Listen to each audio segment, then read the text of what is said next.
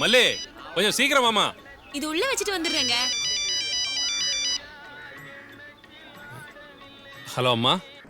സെൽവണ്ണ advance തരാമെന്ന് പറഞ്ഞ producer ഇതുവരെ വന്നില്ല. யாரு? அந்த செட்டியாரா? அவரு கண்டிப்பா வந்துடுவாரு. ഓ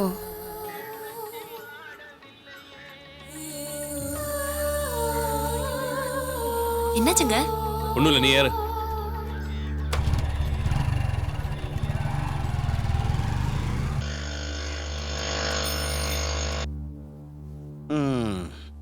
ഈ ചെട്ടിയാർ സാറിന്റെ പടത്തിൽ ആദ്യമായിട്ട് അഭിനയിക്കാൻ കിട്ടുന്നത് നിന്റെ ഭാഗ്യവണ്ണേ.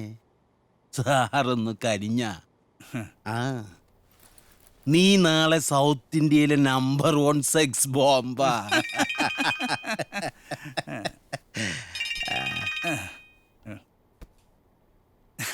நான் ஏத்தி விட்டங்கத்தா. இந்த கோலிவுட்டிலும் பாலிவுட்டிலும் டோலிவுட்டிலும் கோட்டி கட்டி பறக்குறாங்க.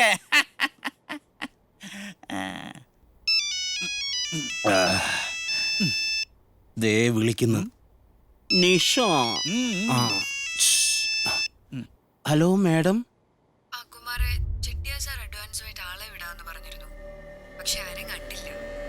സാറ് ഫോൺ വിളിച്ചിട്ട് എടുക്കുന്നില്ല. അയ്യോ ഇതുവരെ എത്തിയില്ലേ? ഞാനൊന്ന് സാറിനെ വിളിച്ചിട്ട് ഇപ്പൊ അങ്ങോട്ട് തിരിച്ചു വിളിക്കാൻ പറയാം. നിഷ முண்டோ அந்த பொண்ணை வச்சு நான் 2 படம் பண்ணேன். எந்த அட்ஜஸ்ட்மெண்ட்டுக்கு நிற்காம அவ 2 படத்துல என்ன ஏமாத்திட்டேன். காசும் அதிகமாக வாங்கிட்டேன்.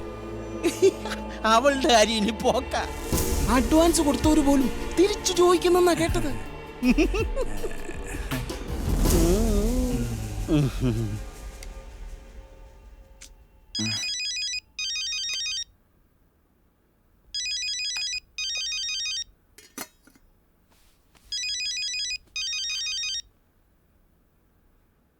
ഹലോ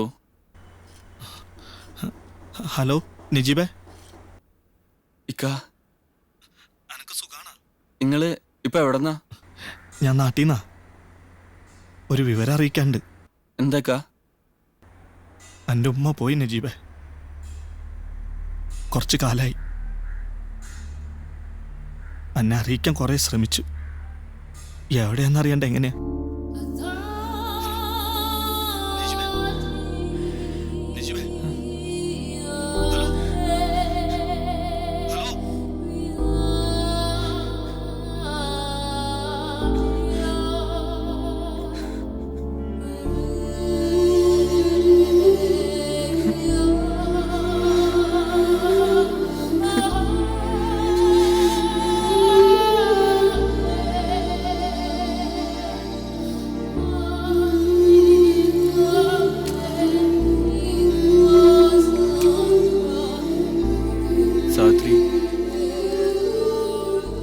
അത്യാവശ്യമായിട്ട് ഹോസ്പിറ്റലിൽ വരെ ഒന്ന് പോകണം.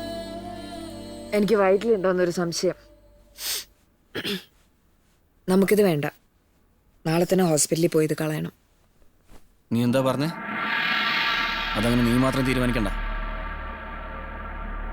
സാവിത്രി, പ്ലീസ്. പടച്ചോൻ പൊറുക്കാത്ത കാര്യ നീ പറയണേ. നമ്മുടെ ജീവിതം ഇങ്ങനെയായി. നമുക്ക് ആ കുട്ടീനെങ്കിലും മര്യാദയ്ക്ക് വളർത്തണം. എങ്ങനെ വളർത്തുന്നാ പറഞ്ഞു വരുന്നത്? തെണ്ടുവോ? പിന്നെ പടച്ചോൻ കാണിച്ച വഴിയിലൂടാണല്ലോ നമ്മളിപ്പോ ജീവിക്കുന്നേ. നീ പറഞ്ഞില്ലേ നമ്മുടെ ജീവിതം ഇങ്ങനെ ആയി പോയെന്ന്. ഇതിലേക്ക് ആ കുട്ടിയെ കൂടെ കൊണ്ടുവരുന്നതായിരിക്കും അതിനോട് ചെയ്യുന്ന ഏറ്റവും വലിയ പാപം. സാവിത്രി, 10 ആളുടെ മുന്നിൽ തല കുനിക്കാതെ നടക്കാൻ പറ്റുമോ കുട്ടിക്ക്? അച്ഛനും അമ്മയും വലിയ പേരാണല്ലോ ഉണ്ടാക്കി വെച്ചിരിക്കുന്നേ. നീ എന്തൊക്കെ ന്യായം പറഞ്ഞാലും ആ കുഞ്ഞിനെ കൊന്നുള്ള പാപം കൂടി തലേക്കേറ്റി വെക്കരുത്. പിന്നൊരു പ്രസവം കഴിഞ്ഞ എന്നെ ആരെങ്കിലും അഭിനയിക്കാൻ വിളിക്കും? വളർത്തും പോലും. എനിക്കൊന്നും കേൾക്കണ്ട. നാളെ രാവിലെ തന്നെ ഹോസ്പിറ്റലിൽ പോയി ഇത് കളയണം. എനിക്കിതിനെ വേണ്ട. ഒരു തള്ളയാവുള്ള യോഗമൊന്നും നിന്നെ പോലുള്ളവർക്ക് പറഞ്ഞിട്ടില്ല.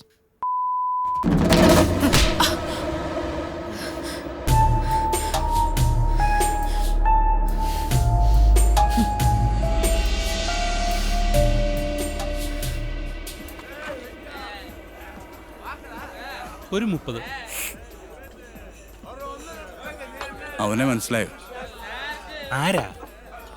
പുതുവസന്തത്തിലെ നായകൻ. ഓ, നിഷയുടെ. ഒന്ന് മുട്ടിയാലോ?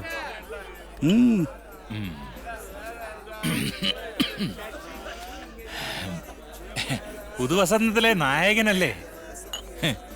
എനിക്കറിയാം. ഒരു റിപ്പീറ്റ്. ഡേ, സാറിനൊരു പെഗ് കൊടുക്കടേ. എന്റെ കൊച്ചനെ, നിങ്ങളെ പോലൊരു ഭാഗ്യവാനെ ഞാൻ എന്റെ ജീവിതത്തിൽ കണ്ടിട്ടില്ല. ആ നിഷയുടെ കൂടെ സിനിമയിൽ അഭിനയിക്കുകയും ചെയ്തു, അവളെ തന്നെ കൂടെ പൊറിപ്പിക്കുകയും ചെയ്തു. അതെ, ഞാനൊരു തനി അച്ചായന, വേറെ വേഷമൊന്നും വിചാരിക്കണ്ട. അവളുടെ പൊക്കിള് കണ്ട അന്ന് പോലും തുടങ്ങിയതാ. ഒരേ ഒരു രാത്രി ഞങ്ങൾ രണ്ടുപേരും മാത്രം. ആശാൻ പറ, എന്നാ വേണം?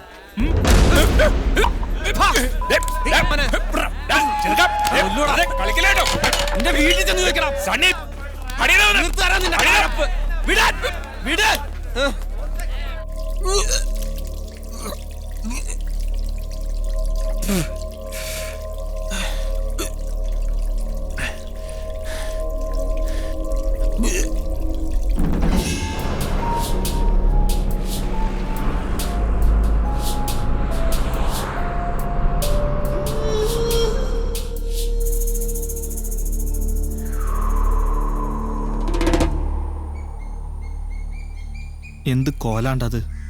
നല്ല യാത്രാക്ഷീണുണ്ട്.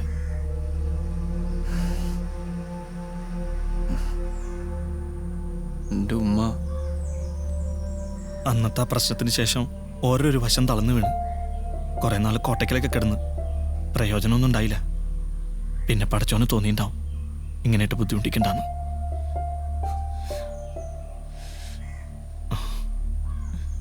നാട്ടുകാരും പള്ളിക്കാരൊക്കെ മൂസാജിനെ ഒറ്റപ്പെടുത്തി. കച്ചവടവും വീടും ഒക്കെ പോയി. ഒരു മനുഷ്യായുസില് ഇതീ കൂടുതലൊക്കെ എന്തനുഭവിക്കാനാ?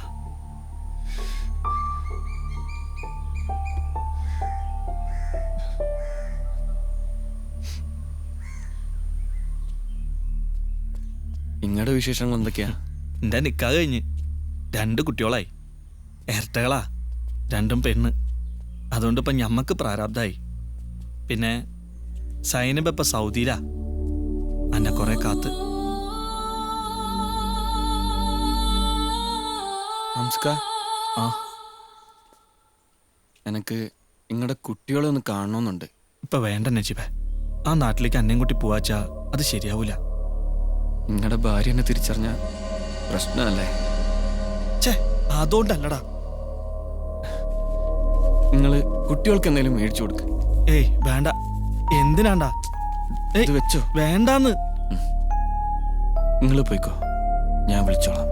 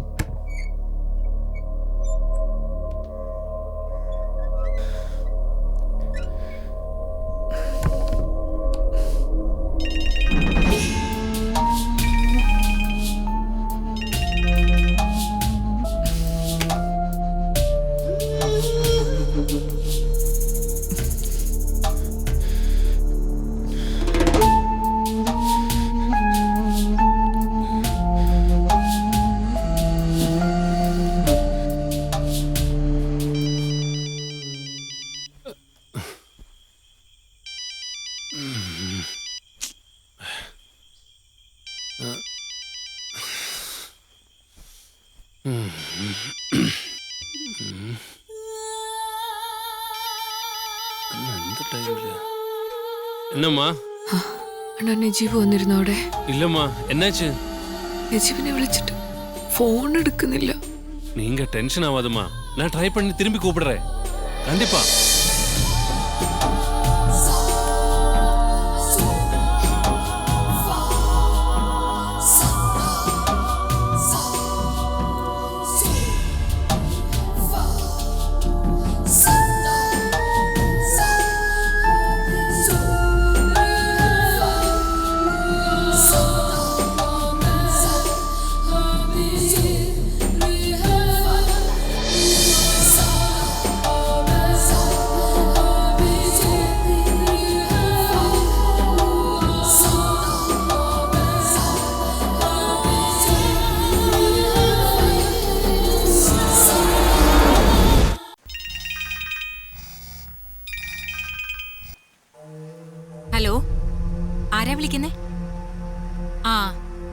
അത്യാവശ്യമായിട്ട് കോഴിക്കോട് ജനറൽ ഹോസ്പിറ്റൽ വരെ ഒന്ന് വരണം. ആളൊരു സൂയിസൈഡ് അറ്റംപ്റ്റ് നടത്തി. ഇവിടെ ICU-ല.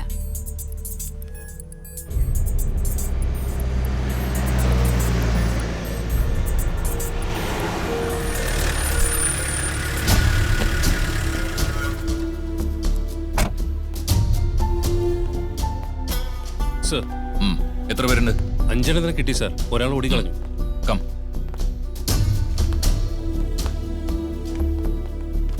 താമ്പോയ ഫയൽ എടുത്തുണ്ടോ? ശരി സാർ.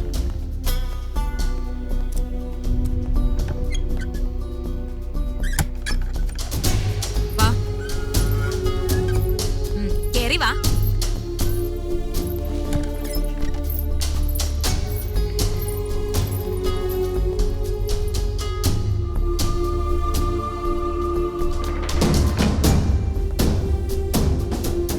നിന്റെ പേരെന്താ?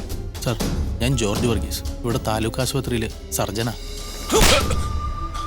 നിന്നെ ഞാൻ ഇതിനു മുമ്പ് കണ്ടിട്ടുണ്ടല്ലോ. ബാബു സാറേ, മലപ്പുറം പീഡന കേസിലെ 7ാം പ്രതിയായിരുന്നു. ഓ, അപ്പൊ നിനക്ക് ഇത് തന്നെയാണ് പരിപാടി. ആ ഫയലും കൊണ്ടുവാ. എന്താ പേര്? ശാന്ത. മഞ്ജു, 32 വയസ്സ്. നിന്റെ വീട് എവിടെയാ? അടിമാലിയ സാറേ. എന്ത് വാടോ എഴുതി വെച്ചിരിക്കുന്നത്? വെടിമാലിന്നൊക്കെ. ആഹാ, നീയുണ്ടോ?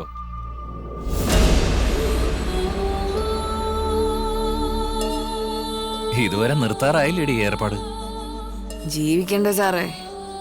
തന്നെ ജീവിക്കണമല്ലേടി നിനക്ക്? എന്നാ സാർ എനിക്ക് ചെലവിന്. Okay, break. ആ ബ്രേക്ക് പറഞ്ഞു. വേമാടി വേശന്നിട്ട് പാടില്ല. നന്നായിരുന്നു ജി. Thank you. ആ പിന്നെ ഫൈറ്റ് ലഞ്ചിന് ശേഷം ഔട്ട്ഡോർ പ്ലാൻ ചെയ്യും. Okay okay.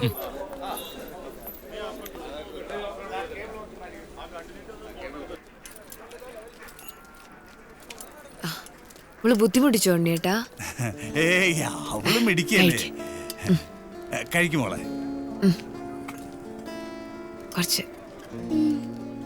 കുറച്ചുകൂടെ കഴി. മതി മതി മതി.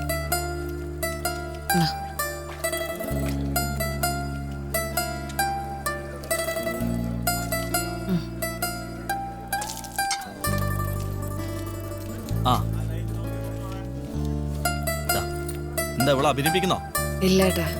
അതെന്താടി, നല്ല കാശ് വാങ്ങിച്ചു തരാം. വേണ്ടേട്ടാ, ഇവളുടെ അച്ഛന് തീരെ ഇഷ്ടാവില്ല. ആ,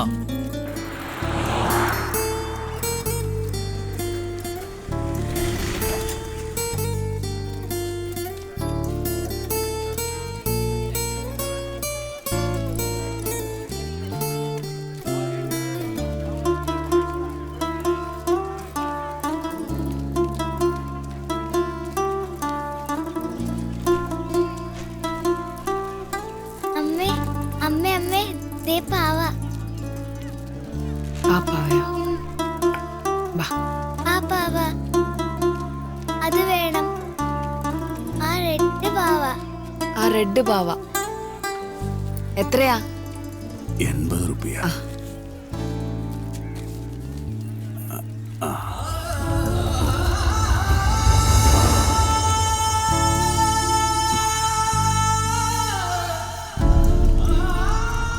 വാ മോളെ.